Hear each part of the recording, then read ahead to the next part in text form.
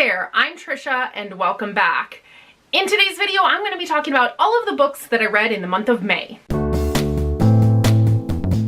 So before I get into my wrap up, I'm sure you noticed that I've got a little bit of a different setup this time around. You're going to see like my setup kind of bounce a little bit as over the next few videos because I have pre-filmed some videos that have not yet gone up. But let me know what you think of this setup, if you like the angle or not.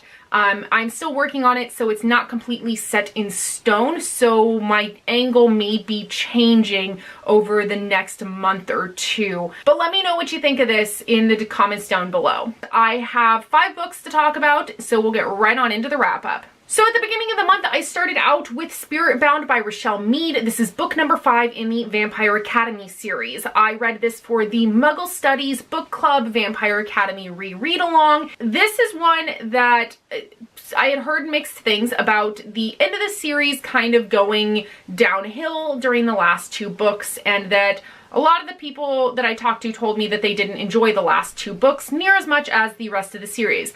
I can really understand where people are coming from because I did see this starting to slip in comparison to the rest of the series. I quite enjoyed this plot line in this one, so I really liked it. I really liked that we still got the consistent characters that had been built up all the way from the first book in this series. The one thing that I had a gripe with towards book 2 in the series was the clunky way that Richelle Mead has of recapping what happened in the previous book or the previous books in the series. It's very info dumpy and unnecessary. Like it's clunky. It started to get better in book 3 and 4, but then the clunkiness came back. And that was my one gripe with this book. But overall, I enjoyed this one. I can see where people, can see it slipping, but I ended up liking it and I gave it 4.5 out of 5 stars. I followed that one up with Last Sacrifice by Richelle Mead, book number 6 in the Vampire Academy series and the last book. And this is where I really saw the series go downhill. I didn't enjoy this one near as much as the others. It was much too long, and it's not a spoiler because we find out in the first book that Rose is able to slip into Lissa's mind because of the bond that they share, and she is able to see basically through Lissa's eyes what is going on. And Rose kind of has a sequence of the way that the narration is told, is that Rose is out doing something, and then when she kind of hits a point where she's got nothing else to do, she slips into Lissa's mind to find out what's going on with her. And it's just back and forth.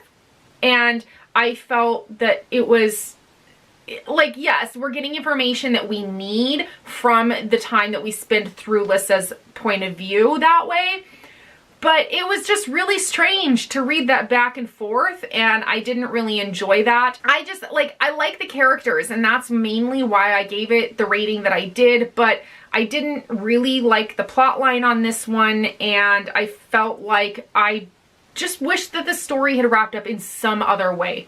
Don't ask me how, I just know that I didn't like the way that this series wrapped up, and I ended up giving this book a 3.25 out of 5 stars. And next I picked up Blood and Chocolate by Annette Curtis Claus. This is one that I picked up at a used bookstore. It was a book that I read back in high school, and for many years it was a 5-star read for me. For those of you who do not know, Blood and Chocolate is about Vivian, who is a werewolf, and her pack have to move to the suburbs after a tragic accident that had happened a year prior that ended up killing her father, who happened to be their pack alpha. And as they spend their time in the suburbs, the pack is struggling with kind of coming together and picking a pack leader. And while that's going on, Vivian finds herself drawn to a human boy at school. And she thinks this human boy might be the one to finally understand the magic of who she is and what she is. And she struggles with figuring out, is it worth the risk of telling him about her secret and exposing her pack? I held this up on a pedestal for as a 5-star read for many, many years. It has been the only werewolf book that I have ever read, and this reread was extremely disappointing. And mainly because I'm ashamed of myself for not seeing the problematic contents that are in this book. And I felt like at the time I saw stuff like that in books, and I just can't believe that I didn't see that the first time I read it. Compared to now, I see all of the glaring flaws in this book. I cannot, in all honesty, recommend this book, and I ended up giving it a 1 out of 5 stars. I will have a more thorough discussion video coming up on this in about a week, so be on the lookout for that. Next up for the Muggle Studies Book Club, to lead up to the book club pick of the month, I continued on with the ACOTAR series with A Court of Wings and Ruin by Sarah J. Maas. This is book 3 in the ACOTAR series. I'm sure you know this by now. And this one was, I was surprised by this one because of how long it was, and I honestly think that it didn't need to be as long as it was. I really enjoyed the last third of it. Yes, I thought that was great. I liked the characters. I thought they were great. But I felt like the first 2/3 of the book, we were given a lot of things going on that didn't seem like they were going to tie into the last third of the book. And I feel like if those had been done, that information and those scenes and everything that had gone on there had been presented to us in a more concise manner, I would have enjoyed it a little bit more. It was just too long. There were some writing things in here that I didn't enjoy. I didn't dock it too much for it, but it did start to grate on my nerves a little bit. But the one phrase that I think Sarah J. Maas seems to hang her writing on is the phrase vulgar gesture. And it seems to pop up anytime Feyre is in a conversation with somebody and they make a remark that she doesn't know how to respond to, so she's going to give them attitude by flipping them the bird. You really can't come up with any other way to form a retort other than throwing a vulgar gesture in their direction. It was just a phrase that was used all too often in this book, and it really started to bug me. Despite that, I didn't downrate it too much because of those little things. I'm willing to overlook that because I enjoyed the characters and I loved the last third of this book. So I ended up giving it a 4 out of 5 stars. And the last book that I was able to finish in the month of May was A Court of Frost and Starlight by Sarah J. Maas.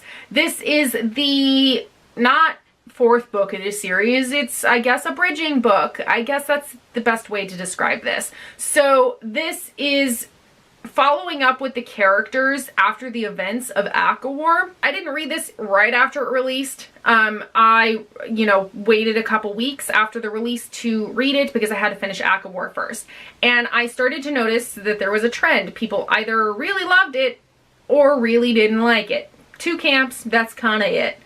And unfortunately, I fell into the latter camp. I did not enjoy this. I honestly feel like it was a waste of money, and I'm quite upset. And the reason being is because this is a novella that has no plot. It's literally touching base with the characters after the events of ACOWAR, and there's nothing that happens. There's no plot line to it, and I felt robbed and cheated out of my money. It was a money grabber. That's what I feel like this book was, is that it was written as another way to get money out of Sarah J. Maas's fans. And that's really infuriating.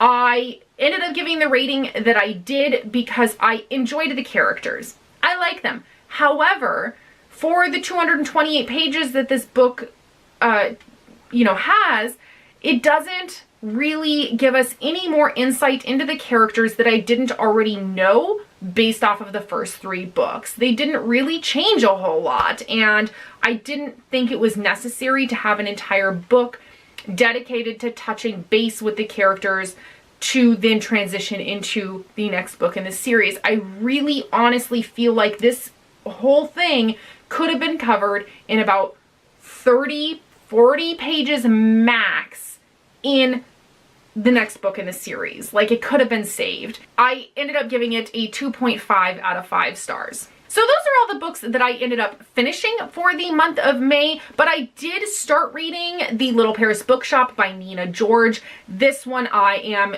really loving so far. I haven't finished it. I'm only about 50 pages in. I'm not very far in. I cannot wait to read more of this one, and hopefully it will bring me out of the slump that ACOFAS sent me into. So those are all of the books that I read in the month of May. Let me know in the comments down below, did you read any of the books that I have read this month? Also, let me know if you have ever read a book that you loved and then years later you went back to reread it to find that it was not as good as you had originally thought it was, because I was really disappointed in my reread of Blood and Chocolate. And now is a perfect time, if you have not already done so, click that little subscribe button down below if you'd like to see more content from me in the future.